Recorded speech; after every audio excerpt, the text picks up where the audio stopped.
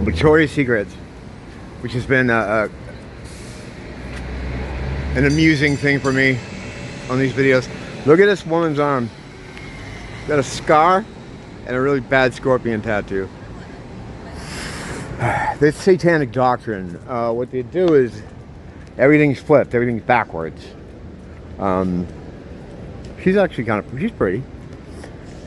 You know, you won't see, is that a white lady? No, it's not a white lady. It's fucking crazy.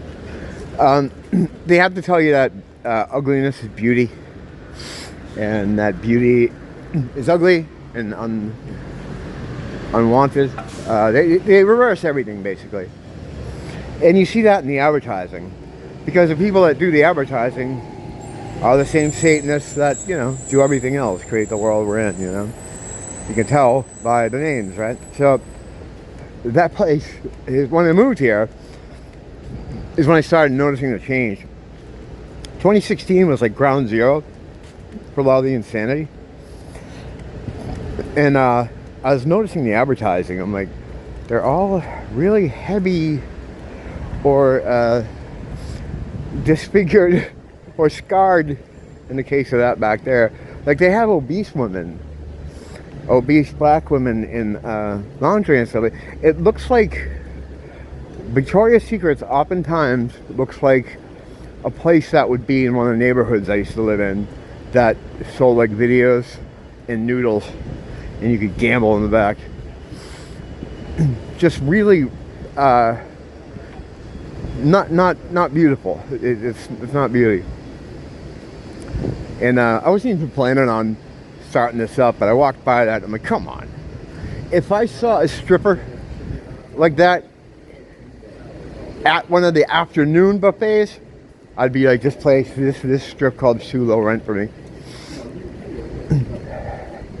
Fucking crazy. But that's everything. You know, they have to put everything backwards because they have to make you believe everything's backwards. A man's a woman, a woman's a man. We were talking about that yesterday. It's ridiculous. But yeah, Victoria's Secrets has been an endless source of that kind of funny stuff. I usually stop over there and try to film a little bit of their advertising. But remember, beauty is beauty, okay? It's not ugliness, and ugliness isn't beautiful. You know, just, you have to keep that in mind. Speaking of ugliness, I've noticed, because I'm a noticer, I'm one of those people that people don't like because I notice things. Along with the unprecedented rise in crime and 80% homicide, there's an explosion of graffiti here. Really kind of this sort of bad graffiti, like not well done. And you can tell that it's city graffiti, if you guess my meaning. Amish, because there's a lot of crowns, because the Amish are always trying to figure out who's king. You know what I mean? I'm king. No, I'm king of this block. I'm king of this. So when, you know, in a nice area like here, it's people spend a lot of money to come here. So you normally don't see graffiti here. And to their credit, to the, not the Amish, but the people that upkeep this place, they always take it down pretty quickly. There's been, it's funny, again, every time I go to talk about something, I'm right in the area. This building over here, oh my God, I didn't notice the screen was like this. Hold on.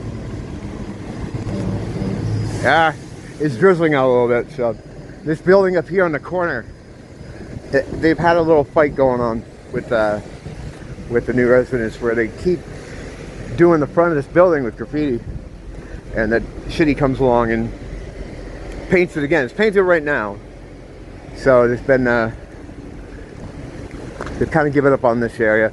There is a building though locally not far from here that is abandoned. Like, probably someone that owns it lives outside Hawaii. That happens a lot, and they've kind of decided to make it their kind of graffiti spot, and I guess they hang out there a lot, causing trouble a lot. And there was a news story about it, and once again you hear the words, we've never had something like this here before. Yeah. Things certainly are different. But I'm over at fucking Longs. And I'm not saying anything about the people. They're not that they're bad or whatever. I mean, aside from, you know, the homicides and the violent crime and the graffiti. I'm over at the Longs, and they have a little fountain out there. Graffiti on the fountain. Someone fucking put graffiti on the fountain. With a king's crown. I mean, you might as well sign your name. If you get, whenever you see, I mean, you know, who's obsessed with the monarchy.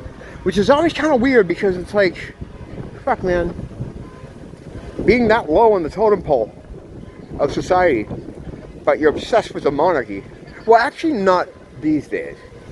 These days it's been a bit of a flip-flop. Maybe economically low, or the least amount of power. You know, having the least amount of power, basically. But like, being obsessed with the monarchy, kind of weird. I was thinking more about the possible April event. You know, these doomsday dates, they never pan out. This one though, man, you know, I don't want to fall for the bait, but every time I'm like, it's not gonna happen, but I still bring it up anyway. It's only because this one's really weird. There's a lot of connections to it, and it's ongoing still. People are still unraveling parts of it. In fact, I'm going to go home and probably get back online and see what updates have been made, what progress has been made. It seems that, like, every once in a while, people will chip in and do something good. I'm speaking, of course, of Paul. I'm more an X guy, and this is actually more of an X thread, so I'm surprised the Jannies are letting it stay up there. But anyway, yeah, it's all these different conspiracies that have been running concurrently that are all coalescing at once, and they all fit together like a nice puzzle. I had some parts of it, as I mentioned in the last video, which was about a half hour ago, that I already uncovered this shit like a year and a half ago, or I speculated a year and a half ago. And it was confirmed to be true when I got banned for the medical misinformation. It's like, oh, I'm sorry, I didn't know I was giving medical misinformation. So what are you saying? I was speculating about some wild theory that, you know, Tiamat's being dragged through the ages, and you're telling me that I was giving some kind of medical information or misinformation, so it's related to medicine somehow? Well, thank you. Thank you for confirming that for me. So, yeah, it still gets to thinking about it. And if it does happen, like, and speaking of the other conspiracies that run concurrently through it, there's always been the thing about the dead rising at the end of Revelation. Speaking of Revelation, I'll get to that story in a minute. The dead always rise somehow.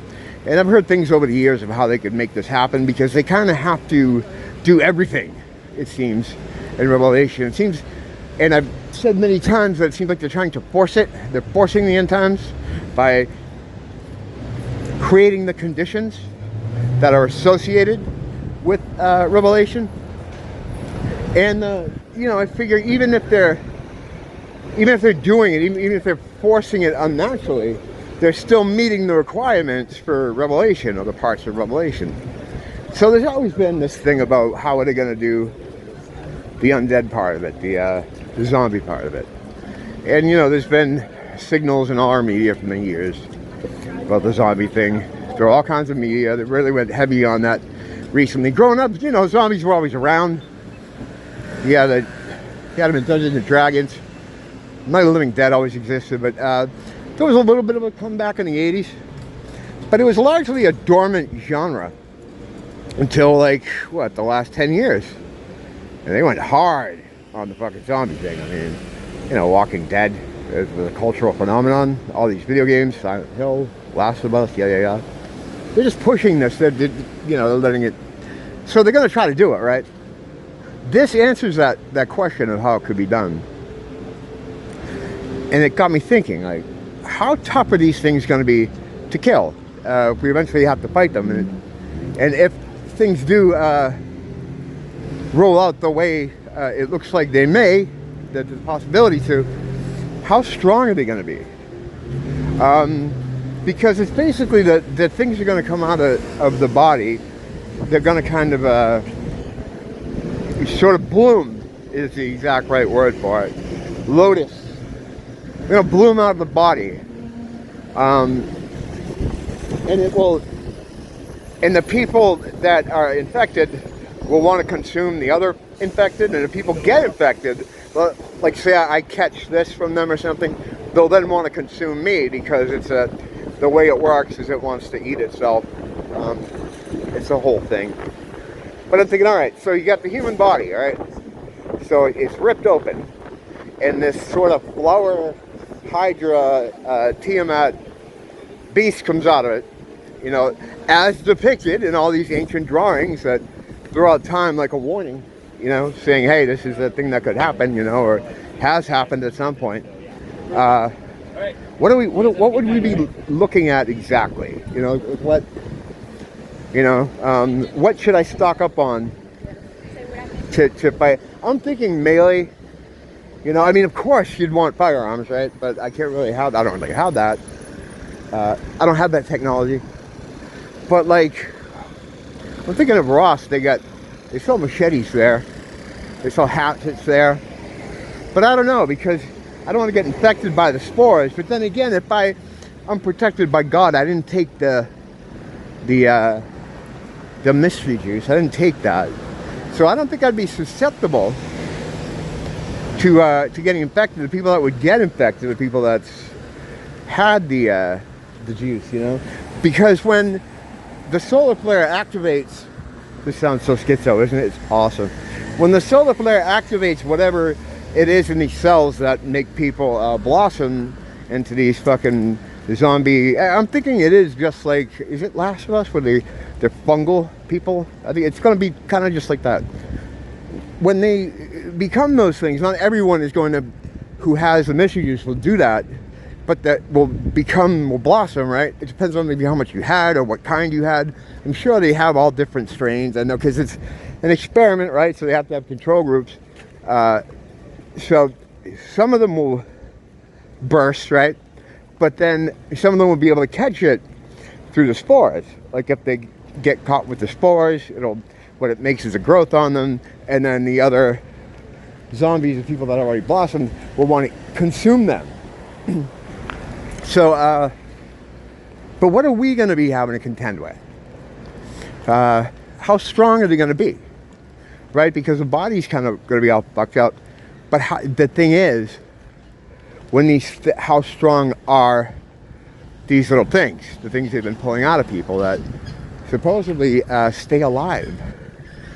Maybe under the right conditions, because a lot of embalmers that have been pulling them out of people, and I would suggest you check out the movie Died Suddenly. You could probably see it on Rumble, BitChute, I'm sure it has. You won't see it on YouTube.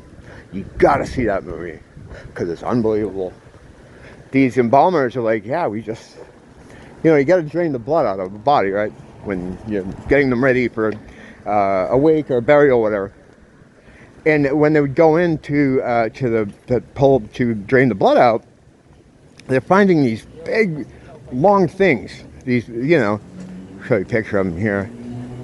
Now these things are growing in people at a rapid rate. So,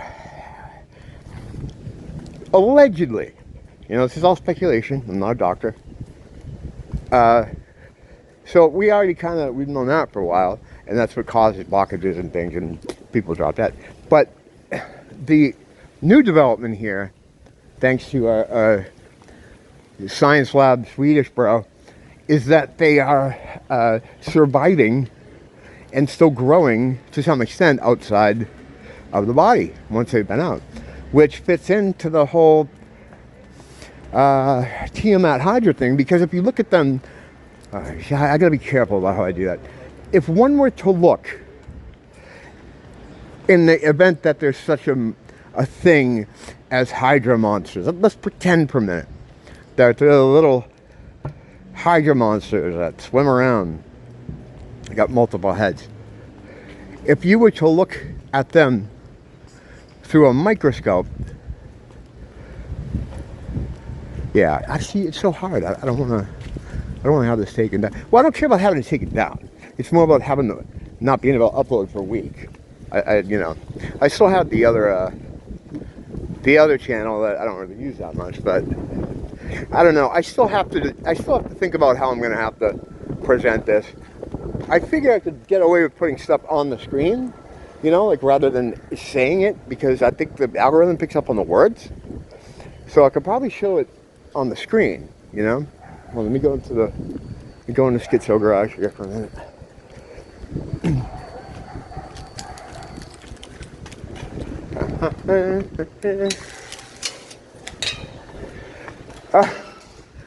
So it's weird because right before this all started going down, this coalescing of all these conspiracies focused on, or threat, whatever the fuck you want to call them, focused on the solar flare event. I've been just re-hypnotized by Supper's Ready by Genesis. Genesis is one of my favorite bands. Just did a video on them recently. But the song Supper's Ready is a revelation in a sort of rock opera. It's spinning my head a lot. So I'm on the corner out on Kalakaua, and I'm not smoking. And when I'm not smoking, I get people right up my ass. The only way I keep people away from me is when I smoke. So I'm not smoking. Standing at the corner by myself. This family comes up. This woman and this kid, and they get like real close to me. I'm like, why? You don't have to be that close to me. You're gonna make it across. It's almost like they feel like if they're not on the edge of the curb, they're not gonna make it across the street. So then the dad comes up, and he wants to protect his family from me, which I get it. That's fine. I get it. He wants to get between me and them, even though I've been here already. So he kind of awkwardly stands in front of me so that his body is almost touching mine. I didn't move 1 inch because I don't fuck him. So I'm understanding where I was. I said, and the hope is that, well, they'll realize I've moved into an awkward place. Why am I standing in front of this guy? But they don't, because these people are fucking robots. They have no self-awareness, no humanity, no soul, and we're gonna have to fight them eventually, sadly, unfortunately. So he's kind of standing in front of me, like in a sideways angle. I'm staring at his left shoulder. So I start breaking out into songs, singing "Supper's Ready," by Genesis. I forget what part I was singing. I think I was just doing "Lover's Leap," the first part of it, and I got a few bars into it, and he turns and looks at me like I'm an alien that just walked off a spacecraft. And the wife kind of looks over too, and I'm like, oh, now you notice me, motherfucker. Now you notice I'm standing, and now it's awkward for you, huh? I stayed in the same spot and just sang, and they couldn't get away fast enough. He was pretending I wasn't there before. Yeah, I was just standing in front of this fucking guy. So, yeah, because I'm starting to resent these people. I always say treat them like you'd want to be treated, and I still do, But they're soulless, they're retarded, they have no self-awareness, all they're thinking about is consuming. They're fucking stupid, they have nothing interesting to say, they don't have a brain in their head. And their fates are well-deserved. The problem is, now we have to fucking fight them. And that brings me back to, what the fuck how are we gonna fucking fight these? How strong are they gonna be? I think, if we could take the contamination thing off the table, because I don't think we're going to be able to be contaminated. We're going to be the last of the last. They'll be the last of us.